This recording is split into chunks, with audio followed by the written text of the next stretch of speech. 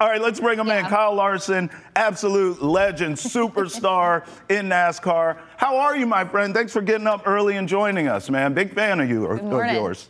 Yeah, thank you. No, I'm doing good. Sorry I'm late. I thought it was at 8:30, not 8:20. It's all right. You're Kyle Larson, man. It's all good. So September 19th through the 21st, you're at New Hampshire Motor Speedway for the NASCAR Cup Series with the playoffs. I looked at the standings as of this morning, my friend. You're first. You're in first place. Of course you are. What can tell our audience, like, what can they expect when they go watch you here in New England? Yeah, I always like going to New Hampshire. It's a good track, racy little short track, flat track. It's a lot of fun, really bumpy and technical into turn 3. So yeah, it's a good chance for us to get up there. The crowd's always great. The atmosphere is awesome. It's a track that I haven't won at yet in the Cup Series, but I feel like we're getting better and better on those style of tracks. So hopefully we'll have a good shot. Hopefully. Travis and I were just talking about the fact that it's a little underestimated how much strategy goes into evaluating these tracks and how you're going to approach the race. And while you, the individual, are driving the car, it's you and your team that have to find the best way to win the race. So kind of your approach to this track, and you've never won it before. So like, how are you going into this race, like with a bit of a chip on your shoulder to make sure that you kind of get a bit more of an edge this time? Yeah, it's honestly been a pretty difficult track for me in my career, but even Hendrick Motorsports the last decade or so. So yeah, we've just been trying to build on our setups and trying to get our short track package a little bit better. So I feel like we've made some gains on it. William Byron, he won at Iowa Speedway not long ago.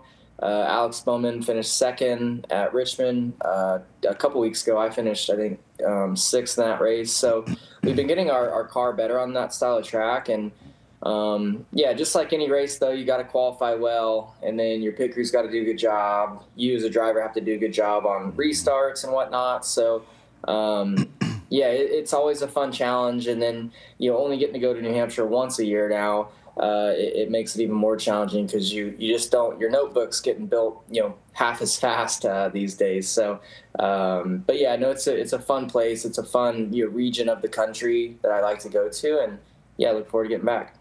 Kyle, two-part question for you. Kasey and I were just talking about how you guys will drive the Truck Series, dirt tracks, Indy, like you guys drive everything. So two-part, can you tell the audience how NASCAR does a great job of that? Because obviously you're in the main event, but there's races all weekend long at these tracks. And also, what's your favorite vehicle to drive out of all these? I mean, you can drive anything. So what's your favorite one to manhandle?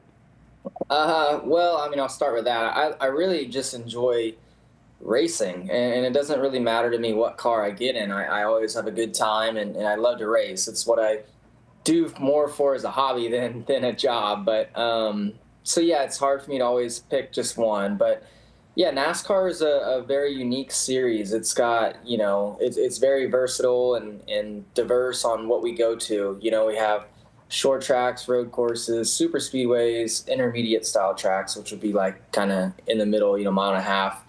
We used to go to a dirt track, they would put dirt on Bristol.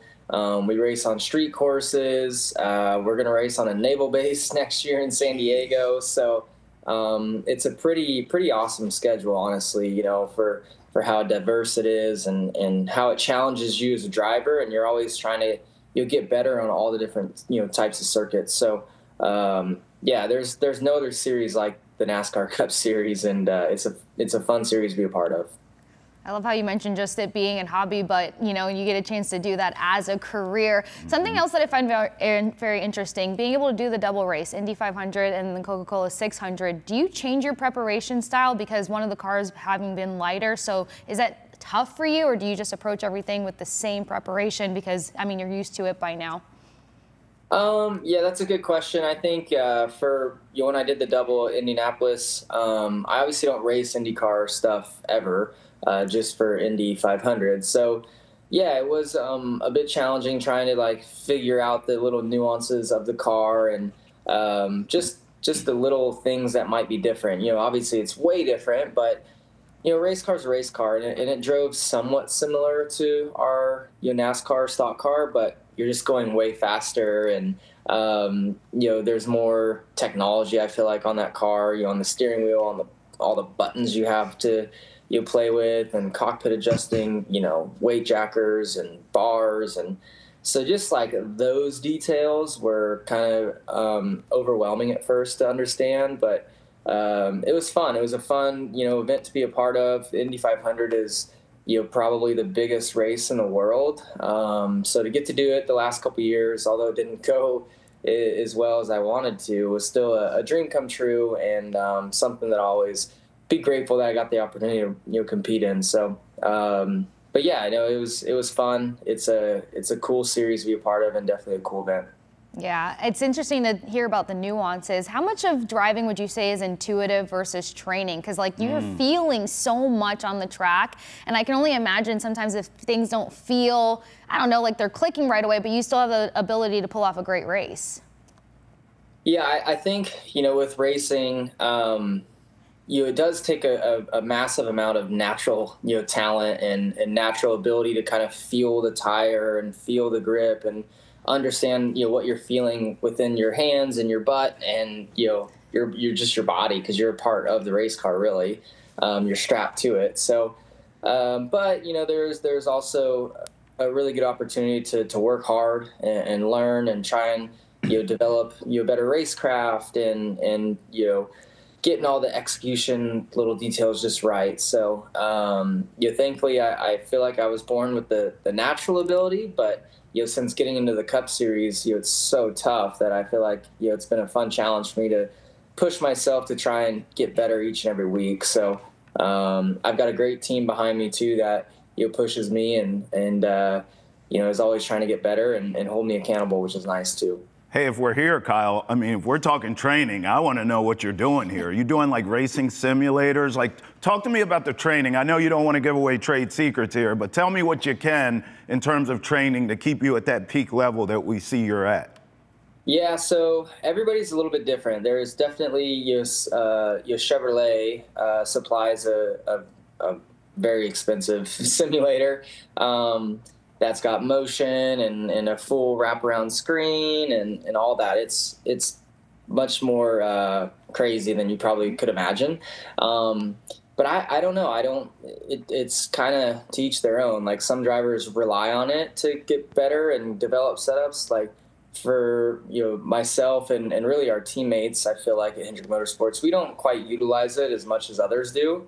For me personally, it just doesn't fit my feel and what I'm looking for, and it's hard to predict what real life is going to be like.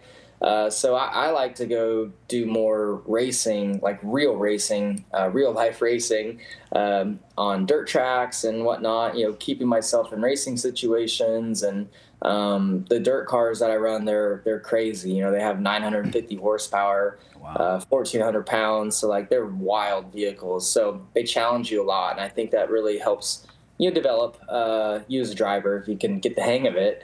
And then, during the week, I'm studying film as much as I can, looking at old notes and whatnot, in the gym, as often as I can be. Obviously you don't have to be big or anything. I'm 5'6", and I don't weigh very much either, but, just being able to endure, the heat in the car is really challenging. In the summer months, our cars can get upwards of 150 degrees. So wow. It's insane, but, it's fun. It's a challenging sport for sure. Kyle, Kasey and I are looking at your notes, and I mean, your resume just reads like a chapter book. It's just achievement after achievement. What's your crown achievement? What's the one thing that you hang your hat on? Look, you still have a long runway in your career, obviously. We know you have goals and you'll accomplish all of them. But right now, today, what's the one thing that you're most proud of in your storied career? Yeah, I'm only 33, and I feel like, I've got a long runway left, but I have accomplished a lot, myself and our team. I think the ultimate thing that everybody strives for before the season starts is to win a championship. And we were able to do that in 2021, and that was just an amazing feeling. It was just it was crazy. I can't even describe like the emotions that you feel after completing a season-long goal. So that championship in 2021 would be tough to top, I think. But no, I've been fortunate to win a lot of big races, and it's fun. It's fun for sure. I gotta ask, you seem super chill, but it is still early in the morning. A lot of the sports we cover between baseball and hockey, there's superstition, there's routine, there's so much strategy that goes into their day to get prepared for a game. Are you a routine person heading into a race day, or superstitions that you could share that wouldn't throw you off? Like, what's that day look like for you? So I used to be very superstitious, lucky underwear, lucky socks, lucky shirt, all that sort of stuff. And then, I got kind of away from that, and then it was more like routine of, just whatever, maybe meal that you had the week before. If it was a good race, you try to have that same one. But I've kind of ventured away from all that sort of stuff. But the one thing that's always stuck with me and my family, really, it started with my dad. We always run a ladybug sticker on my car. A ladybug would be good luck. So, from the day I started racing, we put a ladybug sticker next to my name. So yeah, if you look on my number 5 Cup car up on the kind of roof where my name is, you'll see a ladybug sticker there. So that's that. Keep the family with you while racing. Was luck on your side to potentially pull that Fenway card of you throwing the first pitch? I heard you're not a big fan of the picture itself, so I wasn't sure if you got a petition to get that pulled off the market.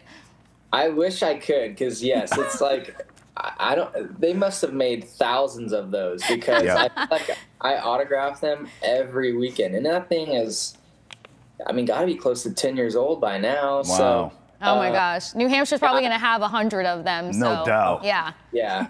My face, I was like, I'm so scared while I'm throwing this first pitch, which I was extremely nervous, but understandable. I didn't know that my face was really showing it like that. But yeah, I wish we would. I don't know if they're still producing them or what, but I signed so many of those. We'll talk to some people. We'll help you figure it out. We'll make some calls. Yeah. Yeah. Hey, Kyle, I got to ask you, racing movies. I was just talking about Days of Thunder. I feel like I was raised on Days of Thunder. Talladega Nights, F1. What's your favorite race movie? What's like the one where you're like, yeah, that's my jam right there. They got it right.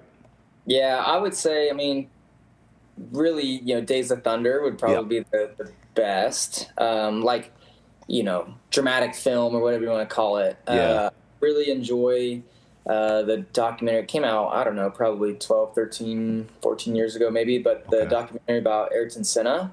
That one was really good, really well done.